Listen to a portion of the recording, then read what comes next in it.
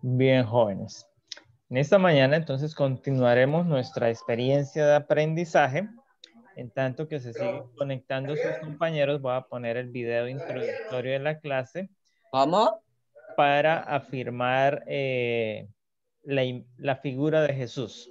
Ustedes, bueno, en la clase anterior estuvimos trabajando acerca del Imperio Romano. Dijimos que el Imperio Romano sufrió unos cambios a causa del cristianismo, porque a medida que se iba desarrollando el imperio, también el cristianismo empezó a formarse, especialmente en los días de Jesús, y allí en adelante, pues la mayor etapa del imperio romano se desarrolla juntamente con el inicio del cristianismo. Y justamente conocemos que el personaje central pues es Jesús. Ustedes tenían una tarea que era mirar la película Yo vi su gloria, que cuenta la historia de un soldado romano que estuvo en los días de Jesús, la crucifixión y todo lo que tenía que ver con Jesús y cómo él se convirtió a ser cristiano. Entonces, este video que vamos a ver nos enfatiza la figura de Jesús desde la perspectiva histórica, ¿listo? No desde la perspectiva de la fe, de la creencia, de la religión, desde la historia.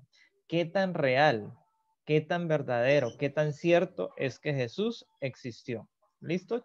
Vamos a ver.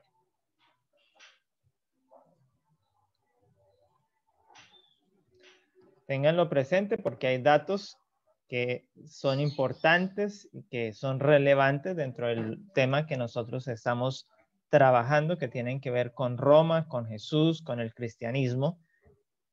Así que tomen nota atenta.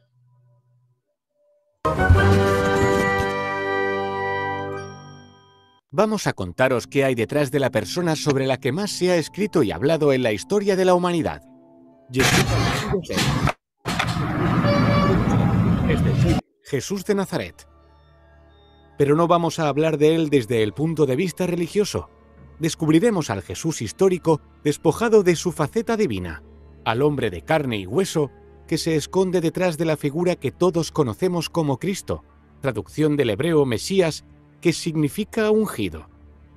La primera pregunta que debemos hacernos es si desde un punto de vista científico se puede demostrar su existencia. La respuesta es que sí. Sabemos que nació en tiempos de Octavio Augusto, que gobernó entre el 27 a.C. y el 14 después de Cristo, y que muere en tiempos de Tiberio, que gobernó entre el 14 y el 37 después de Cristo. Y si estamos hablando de hace más de 2000 años, ¿cómo podemos saber que Jesús de Nazaret fue real? Pues sobre todo gracias a los testimonios escritos y a la arqueología. Su existencia puede ser verificada por las menciones que hacen de él diferentes autores. Vamos a comentar las que hacen dos historiadores no cristianos de la antigüedad, Tácito y Flavio Josefo, décadas después de su muerte, cuando el cristianismo comenzaba a extenderse por el mundo. Tácito habla de él en sus anales en una crítica al gobierno de Nerón, que fue del 54 al 68 después de Cristo. Dice lo siguiente: por lo tanto, aboliendo los rumores, Nerón subyugó a los reos y los sometió a penas e investigaciones. Por sus ofensas, el pueblo que los odiaba los llamaba cristianos, nombre que toman de un tal Cristo que en época de Tiberio fue ajusticiado por Poncio Pilato. Reprimida por el momento, la fatal superstición irrumpió de nuevo no solo en Judea, de donde proviene el mal, sino también en la metrópoli, donde todas las atrocidades y vergüenzas del mundo confluyen y se celebran. Se ve que Tácito no tenía muy buena opinión de sus compatriotas romanos, pero además el texto prueba la existencia, ya en el año del gran incendio de Roma, bajo el gobierno de Nerón, de un grupo de seguidores de un tal Cristo. Es muy importante porque nos dice que el nombre de cristianos viene de Cristo, que fue ejecutado durante el reino de Tiberio por el procurador de Judea, Poncio Pilato. Ahora veamos el testimonio de Flavio Josefo, un judío de familia noble. En la primera revuelta judía fue hecho prisionero por los romanos que, curiosamente, más tarde le concedieron la ciudadanía. El texto en el que habla de pasada sobre Jesús es conocido como Testimonio Flaviano. y pertenece a su obra Antigüedades de los Judíos. Se sabe que el testimonio flaviano ha sido copiado y reescrito a lo largo de los siglos y se piensa que los copistas cristianos le fueron añadiendo palabras al texto. El conservado viene a decir: por este tiempo apareció Jesús, un hombre sabio, si es que es correcto llamarlo hombre, ya que fue un hacedor de milagros impactantes, un maestro para los hombres que reciben la verdad con gozo. Y atrajo hacia él a muchos judíos y a muchos gentiles además. Era el Mesías. Y cuando Pilato, frente a la denuncia de aquellos que son los principales entre nosotros, lo había condenado a la cruz, aquellos que lo habían amado primero no le abandonaron, ya que se les apareció vivo nuevamente al tercer día, habiendo predicho esto y otras tantas maravillas sobre él los santos profetas. Aunque la mayoría de los historiadores piensan que Flavio Josefo realmente escribió: por este tiempo apareció Jesús, un hombre sabio, y atrajo hacia él a muchos judíos. Y cuando Pilato, frente a la denuncia de aquellos que son los principales entre nosotros, lo había condenado a la cruz, aquellos que lo habían amado primero no le abandonaron. Debemos tener muy en cuenta los textos de los historiadores de la antigüedad, pero no es bueno creernos todo lo que nos cuentan como una verdad absoluta, ya que fueron copiados y traducidos muchas veces y puede que se añadieran interesadamente palabras nuevas a sus escritos. Ya tenemos varios testimonios de dos autores no cristianos que nos hablan sobre Jesús. A esto añadimos otra prueba, en este caso arqueológica, de los elementos que rodean a la época en la que vivió la figura central del cristianismo. En el anfiteatro de Cesarea, una ciudad romana que está en la costa de Israel, se ha encontrado la conocida como Piedra de Pilato, que tiene una inscripción en la que se dice que Poncio Pilato construyó un edificio en honor al emperador Tiberio en esa ciudad. Ahora debemos aclarar que la transmisión histórica de su figura ha sufrido a lo largo de tantos años muchas transformaciones. Cosas que tomamos como originales del cristianismo se fueron estableciendo a lo largo de los siglos, muy lejos ya del tiempo en el que vivió el auténtico Jesús. Veamos las más curiosas. La formación del canon será gradual, pero será en el año 325 cuando los obispos convocados por el emperador Constantino en Nicea dan forma a una doctrina oficial para el cristianismo. Evangelio significa buena noticia. Los evangelios son textos escritos bastante después de la muerte de Cristo. Hay 4 canónicos y muchos otros apócrifos. Los 4 evangelios canónicos, el de Mateo, Marcos, Lucas y Juan, son un conjunto de pequeños relatos o colecciones independientes. Unos se inspiran en los otros y en numerosas ocasiones se contradicen entre sí. Recogían dichos o hechos de Jesús y fueron escritos y agrupados entre el año 60 y el 110, es decir, mucho después de la muerte de Cristo, por personas que no le conocieron directamente. Aún así, son muy valiosos porque nos transmiten a un Jesús de Nazaret lejos de la divinización posterior, a un Jesús real, como una persona de carne y hueso que tenía hermanos. Marcos 6:3, que se enfada como el ser humano que fue, Mateo 21:12, que llora porque su amigo Lázaro se ha muerto, Juan 11:35, o que se desespera en la cruz, Marcos 15:34. En los evangelios abundan las referencias a que Jesús tuvo hermanos y que estos hermanos se llamaban Santiago, José, Simón y Judas, además de 2 hermanas cuyos nombres desconocemos. Santiago, uno de los testigos que vieron a Jesús resucitado, se convertirá en uno de los pilares de la comunidad cristiana de Jerusalén tras la muerte de su hermano Jesús. La Iglesia también ha interpretado el término hermano como hermanastro, pudiendo ser estas personas fruto de un matrimonio anterior de José. No hay ninguna fuente fiable desde un punto de vista histórico que nos describa el aspecto que tenía Jesús como todos lo solemos imaginar: joven, delgado, de largo pelo castaño. Hasta finales del siglo IV no encontramos en las catacumbas de Comodilla, en Roma, una representación que se ajuste a esa descripción que curiosamente está inspirada en filósofos paganos o incluso en uno de los más importantes dioses romanos, Júpiter. El uso de la cruz como símbolo del cristianismo también es posterior. Los primeros cristianos usaban símbolos como el pez o el ancla que les servían para identificarse entre sí. La primera representación que conocemos del símbolo de la cruz es la del famoso grafito de Alexámenos, probablemente del siglo I. En él se representa a un hombre con una cabeza de asno crucificado en una cruz. Debajo de él hay otro con el brazo levantado y un texto que dice con ironía: Alexámenos adorando a su Dios. Hasta el siglo III no se empieza a usar la cruz como símbolo del cristianismo, y hasta la Edad Media no aparecen las primeras cruces, con Jesús incluido. El establecimiento de la fecha del nacimiento de Cristo, que siglos después de su muerte fue fijada en la noche del 24 al 25 de diciembre, no es porque Jesús realmente naciera en ese día que ni siquiera en los evangelios se menciona, sino por su cercanía con el solsticio de invierno, siendo este día muy importante en muchas religiones de la antigüedad. Por ejemplo, en Roma el día 25 se celebraba la fiesta romana del Sol Invicto. Con respecto al lugar de nacimiento también hay dudas.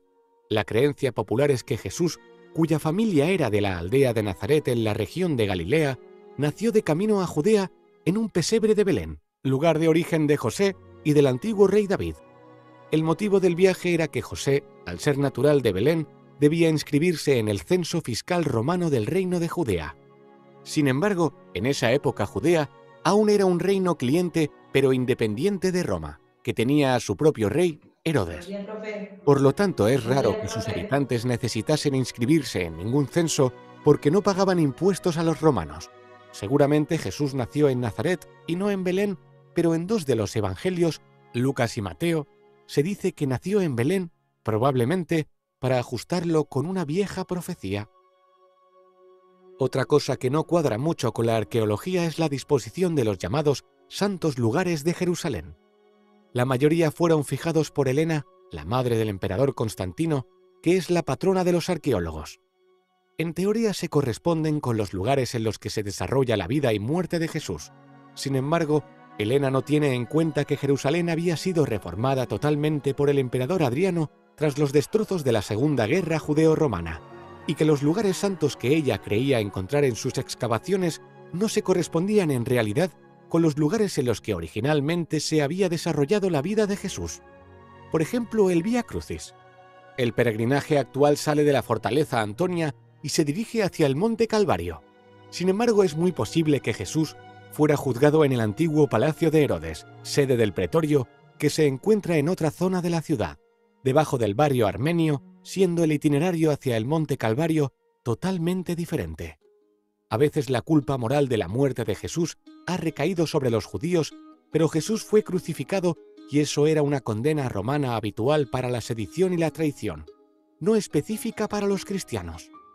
Los judíos y el órgano que los dirigía, el Sanedrín, no tenían el poder de condenar a muerte y, como mucho, podrían haber ordenado una lapidación. Y no es el caso. Por eso hay que aclarar que el Sanedrín acusó a Jesús ante el prefecto Poncio Pilato, que en nombre de Roma lo juzga y lo ejecuta. El nazareno se había ganado la ojeriza de los romanos por ser un agitador político. Es más, los eruditos judíos señalan que nunca hubo juicio ante el Sanedrín. Lucas nos lo cuenta.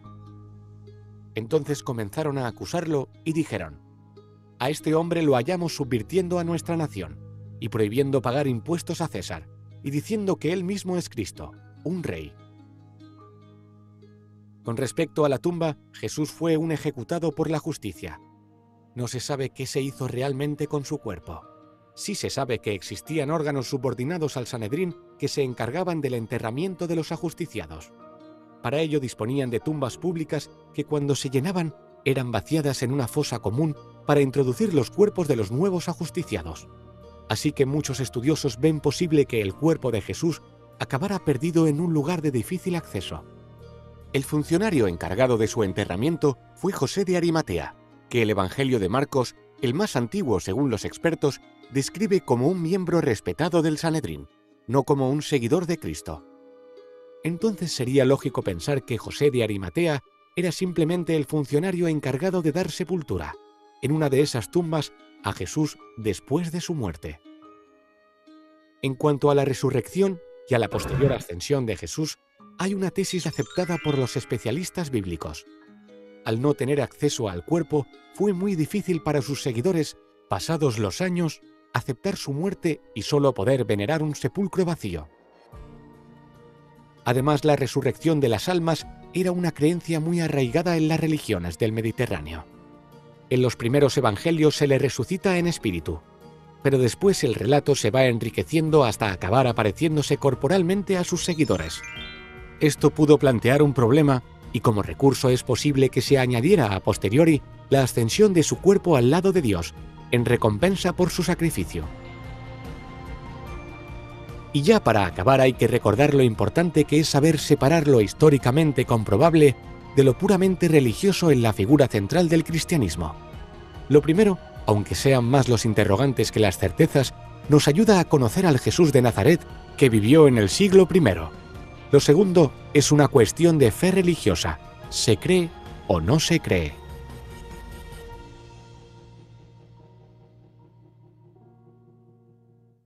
Amén.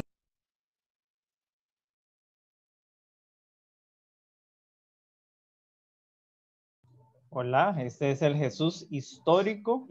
Hay unas preguntas que salen, pues porque construir la vida de Jesús basado solo en los relatos de los historiadores, pues queda bastante corto.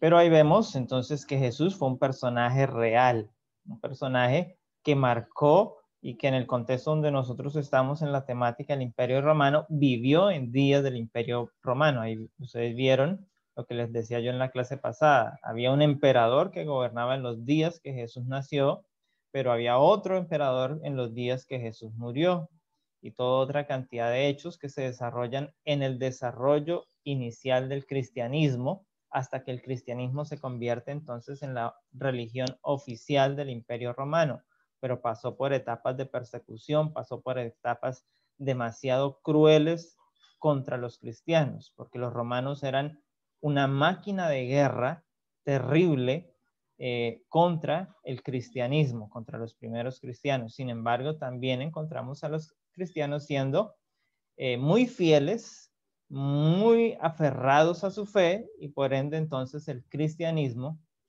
claro, detrás de todo esto pues está Dios, ¿no? Dios es el que direcciona las cosas, y finalmente el cristianismo es aceptado y esa persecución entonces ahora pasa a ser protegido. Voy a llamar a lista, por favor me contestan rápidamente. Agudelo López. Presente, profe. Aguilar Maigua. Presente, profe. Ardila Garavito. Ayala Garavito.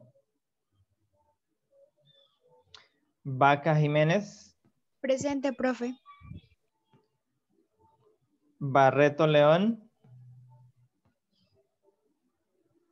Corredor Rojas. De Alba Puerto. Presente. Grisman Zambrano. Presente, profe. Inestrosa Contreras. Presente. Guerrero Dana. Profesor, perdón, soy Giselle, es que mi audio no servía y me tocó arreglarlo. No entendí nada de lo que dijo. Es que usted ya me nombró a mí en la Bueno, lista. entonces me espera al final que yo pregunto quién faltó y entonces se reporta, porque no me hace aquí parar y perder tiempo innecesario. Sí, Jiménez señor. Vera Juan. Presente, profesor. Monroy Castellanos. Presente. Mora Tibana. Presente. Mosquera Jiménez. Otávalo de la Torre.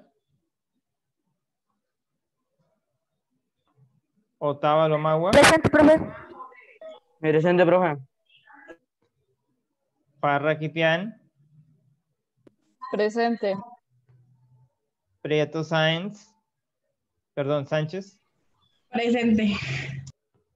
Rodríguez Velázquez. Rondón Valderrama. Presente, profe, presente. Presente. Sainz Galeano. Presente. Salguero Ayala, Presente. Vidal Sánchez, Presente. Villalba Santiago, Presente, profe. Villamizar Peña, Presente. Jiménez Reaño, Jiménez Cepeda, Aquí estoy, profe. Montenegro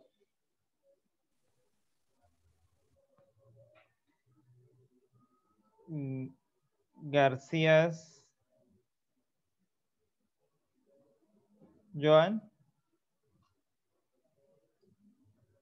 ¿No está? Ahora sí, ¿alguno faltó por ser nombrado? Pues, profesor, a mí no me faltó ser nombrado, Dime el pero apellido, yo respondí. no me empieces a dar cháchara, solo dame el apellido. Correo Tomás. Gracias, muy amable. Bien, ¿por qué así? Porque es que si no perdemos mucho tiempo pasando listas, ustedes son muchos y si me empieza a dar un discurso de por qué no contestó, no, dame el apellido y ya. Bien, vamos, ya vimos qué fue el Jesús histórico, que es ese personaje que estuvo en tiempos que da inicio al cristianismo, el cristianismo se convierte en esa religión, ustedes trabajaron el video Yo presencié su gloria, veo que por aquí solo 8 personas han entregado, quiere decir que 22 no han entregado, pónganse pilas porque el tiempo se les agota y cuando usted deja que se pase la fecha ya la nota es menor. Y tienen ahora esta otra nueva actividad, revisar este otro video y contestar estas 10 preguntas, bueno, 11 preguntas que hay acerca de ese video que nos habla del auge y la caída de Roma un siglo antes de empezar el imperio. Eso es de la República Romana como tal. Así que por favor, revisen ese video como tarea para la próxima clase. El que va dejando que se acumulen, después están quejándose, después están diciendo que tienen mucho trabajo, que tienen muchas tareas, pero es que ustedes se dejan coger del día, tienen que ser ordenados, tienen que dedicar tiempo a hacer sus deberes. En la mañana están en clase, en la tarde deben hacer los deberes, pero algunos en la tarde se dedican a muchas otras actividades y no a los deberes. Está bien, si usted puede estar en el curso de inglés, usted puede estar en el curso de natación, usted podrá estar en el curso de la escuela de fútbol, en la escuela de música, pero entonces sáquele tiempo a las actividades en las horas de la noche, porque debe cumplir con esos deberes. De lo contrario, a usted le quedarán faltando notas y posiblemente ponga en riesgo las materias. Así que téngalo presente. El día de hoy trabajaremos entonces con el tema de los derechos humanos. ¿Qué son los derechos humanos? Son justamente unas garantías que se nos dan para que nosotros podamos respetar los derechos de las otras personas, pero también para que nos respeten a nosotros estos derechos. De esa manera, entonces, los derechos humanos nos abren un portal a la calidad de vida, a la preservación de las garantías para vivir y para compartir. Ah, se salió. Vamos otra vez. Ahí está. Entonces tenemos aquí esta presentación que nos habla de esos tópicos. Así que voy a ir rápido porque nos quedan 20 minuticos. Tome nota y los que no, pues repásenla allí en casa. Igual está disponible ahí en el Classroom para que usted la revise posteriormente. Yo le voy a contar así a grandes rasgos todo lo que tiene que ver con los derechos humanos. Normalmente, los derechos humanos, tenga en cuenta que la palabra derechos humanos se simplifica en DDHH en mayúscula. Esto significa derechos humanos. Lo vamos a ver en la prensa, en internet, porque es lo que significa derechos humanos. ¿Qué son los derechos humanos? Entonces constituyen la parte esencial de nuestra visión del mundo. Forman parte de nuestro mundo, de modo de conceptualización para evaluar la importancia sobre materias de persona, que tienen que ver con la dignidad de la persona, que tienen que ver con los temas sociales y que tienen que ver con la interacción política en el mundo. Por lo tanto, hablamos de derechos sociales en Colombia, hablaremos de derechos sociales en el mundo, hablaremos de derechos sociales en Latinoamérica, hablaremos de los derechos sociales también en términos regionales, aquí en Arauca, en Saravena, en su barrio, en su colegio. En todos estos lugares se puede hablar de derechos humanos. Entonces, los derechos humanos son aquellas condiciones necesarias para que todas las personas, sin distinción alguna, entonces no es que porque usted pertenece a esta religión, porque usted es de este partido político, porque usted estudió, porque usted es pobre, porque usted tiene plata, porque usted tiene el carro, no, sin distinción alguna, puedan tener un bienestar a nivel físico, mental, social y emocional. Eso es lo que se dice buena salud. De acuerdo con la OMS, dice que la buena salud es el disfrute de un bienestar físico, mental, social y espiritual. Entonces, los derechos humanos tienen que ver con eso, con que cada individuo tenga las condiciones para vivir un confort, un estilo de vida sin preocupaciones, sin contratiempos, sin inconvenientes. Entonces, la convivencia y la conciencia de grupo nos pone unos límites dentro de la experiencia humana. Esos límites nos dicen hasta dónde nosotros podemos, por decirlo de esta manera, abusar del otro. Es decir, hasta dónde puedo sacar provecho del otro individuo, de tú, de ustedes, de todos los que están fuera de mí. Entonces, pero eso tiene unas limitantes, es decir, cuando excedemos esos límites que van más allá de lo que es ético, más allá de lo que es moral, entonces hablamos de la violación de los derechos humanos, porque exceden esos parámetros que nos fijan los contextos morales y éticos, y los derechos humanos entonces nos hablan de esto. Los derechos humanos tienen una clasificación y inicia por allá en 1789 con la Revolución Francesa, cuando se da el grito de las libertades. Por lo tanto, la primera generación de los derechos se conoce como justamente los derechos de las libertades. Y estos derechos están también consagrados en nuestra Constitución. Son los que se conocen como derechos fundamentales. Luego, el segundo marco, tenemos entonces los derechos de segunda generación, que fueron posterior a la Revolución Francesa, ya más o menos con los procesos revolucionarios liberales y sociales, sindicales, se dan estos. Tienen que ver justamente pues con esos derechos que en la Constitución se conocen como derechos sociales, económicos y políticos. Entonces están allí también en la Constitución. Luego tenemos los llamados derechos de tercera generación. Entonces, estos tienen que ver, después de más o menos de la Primera y Segunda Guerra Mundial, se desarrollan estos derechos y tienen que ver con los tratados para proteger la seguridad, la paz y el medio ambiente. Entonces, esos son los de la tercera. También los encontramos en la Constitución. Todos estos derechos, que son derechos humanos, que pertenecen a la persona, no porque estén en la Constitución, en el caso de Colombia, sino porque existen antes de que usted hubiese nacido, antes de que yo hubiese nacido, ya existían estos derechos. Entonces, por yo ser una persona, debo gozar de ellos, porque están intrínsecamente ligados a este contexto. Aquí está lo que les decía de los derechos de primera generación.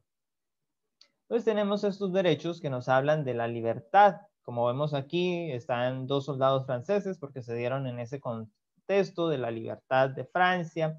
Aquí tenemos lo que nos habla de los derechos de segunda generación, que vienen después de 1948, con la Declaración Universal de los Derechos Humanos que hace la ONU, el organismo que se constituye en esa fecha, posterior a la Segunda Guerra Mundial, para proteger los derechos de la humanidad.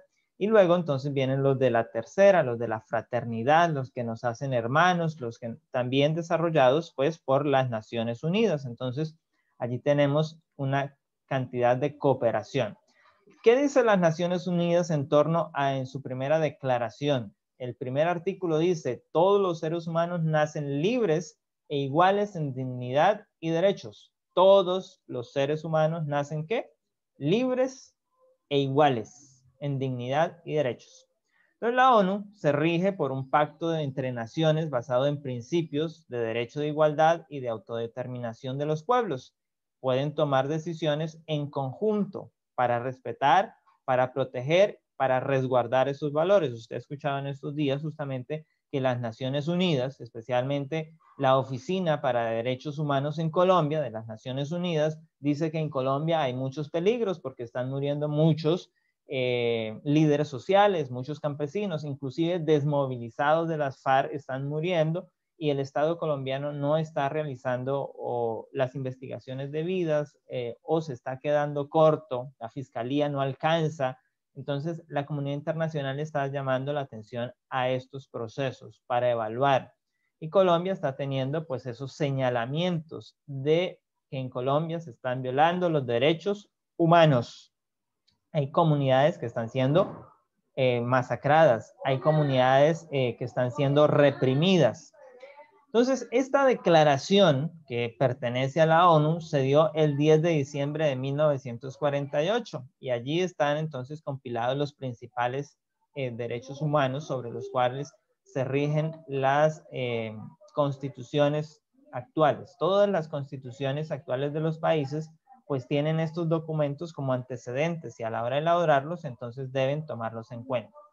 Entonces, está ideada para comprobar la fuerza que tiene esa teoría ética. La ética es un aspecto teórico que aborda el problema de los derechos humanos en cualquier parte del mundo y nos pregunta qué tanto cuidamos eso. El artículo 28 de la Declaración dice que toda persona tiene derecho a un orden social internacional en el cual puedan realizar los derechos contenidos de esa declaración. Es decir, que debe facilitarse ese aspecto para que se vivan allí. Desde el aspecto cristiano, nosotros todos somos cristianos, profesamos el cristianismo desde alguna de nuestras confesiones de fe, de alguna de nuestras comunidades. Cristo es un personaje que nos enseña a través de su experiencia histórica que los derechos humanos se tienen que respetar. Jesús nos enseñó a que todos los seres humanos son iguales, que todos los seres humanos tienen derecho, que todos los humanos tienen el respeto y que Dios los ama y quiere que todos alcancen la salvación. Así que el cristianismo nos ha dejado un largo precedente histórico, un legado para los derechos humanos. El 10 de diciembre de todos los años se ha declarado desde ya hace algún tiempo como el Día Internacional de los Derechos Humanos. Por lo tanto, ese día se enfatizan, se hacen denuncias, se hacen marchas para convocar los derechos humanos. Pero no siempre los derechos humanos han sido iguales. Ha tenido un desarrollo histórico de acuerdo al lugar, las circunstancias, el modo de vida de las personas han venido cambiando a través de los siglos. Entonces, el primer contexto histórico que nosotros podemos tener de los llamados derechos humanos es el famoso Código Hammurabi, que está justamente en la estela de Hammurabi. Está escrito, es una cantidad de relatos que están allí y que tiene los códigos, cómo actuar en caso de, por ejemplo, aquí hay una de esas leyes que están compiladas que nos dicen, si el ingeniero hizo una casa para otro y no la hizo sólida y la casa que hizo se derrumbó, ha hecho morir al propietario de la casa, el ingeniero será muerto. Ese es un código moral que indica que tenía que hacer las cosas bien, actuar bien, porque los derechos humanos dicen que debo pensar en el otro como si fuera yo mismo. Jesús dijo, ama a tu prójimo como a ti mismo. Entonces son códigos morales que están allí.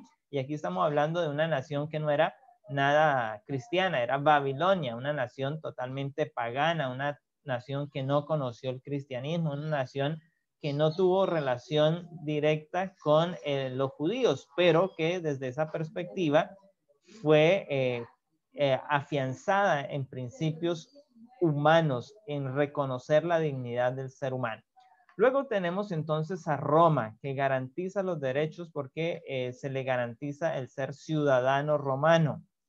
Y allí entonces ellos desarrollaron lo que se conoce como el derecho civil, que hoy es parte de todo el continente europeo, de todas las naciones occidentales. Hablamos del derecho civil, que está basado justamente en ese legado romano que ellos nos dejaron del Código Romano, donde se admite una concepción para proteger esa dignidad del ciudadano romano, que es donde se aplicaba. Luego tenemos a Inglaterra, que desarrolló entonces en tiempo de 1628, entonces desarrollan la defensa por las libertades de los derechos de los ingleses, allí en Inglaterra. Luego tenemos entonces la Declaración de los Derechos de Virginia en Estados Unidos, y que finalmente pues se da la Declaración de los Derechos en Norteamérica, la Declaración de los Derechos del Hombre en Francia, y tenemos entonces ahí la declaración final, y tenemos entonces ahora todo un compendio político que hay, que se ha desarrollado a través del siglo de las luces, o siglo XVII, siglo XVIII y siglo XIX, para comportarnos entonces lo que son los derechos humanos actualmente. Entonces ese proceso histórico pues viene de las revoluciones liberales, viene de la lucha obrera, viene de la democracia moderna que empieza a instaurarse, que retoma por los contextos de la democracia griega, romana, y entonces nos trae el Código Romano, nos trae esos principios de allí, que también tenemos entonces los antecedentes de las guerras, los genocidios, los exterminios, la injusticia social, y que hacen que sea necesario poner un límite, unas limitantes, y que podamos decir, hay que respetar, hay que garantizar la vida. Pero también está el contexto de que somos una sociedad capitalista. La sociedad capitalista también es opresiva, entonces también hay que hablar que hay que garantizar una justicia social, que hay que priorizar unos valores en la sociedad capitalista, que debemos buscar una mejor sociedad, caminar hacia las famosas utopías que plantearon los socialistas. Eso es parte de ese proceso.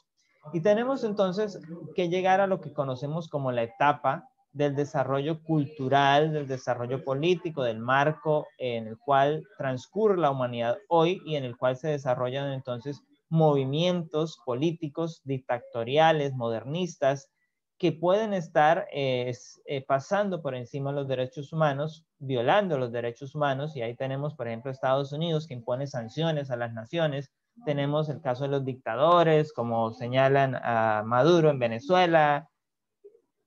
Todo esto son elementos que están allí. Y la Constitución colombiana, la Constitución del 91, también les decía, pues consagra estos derechos.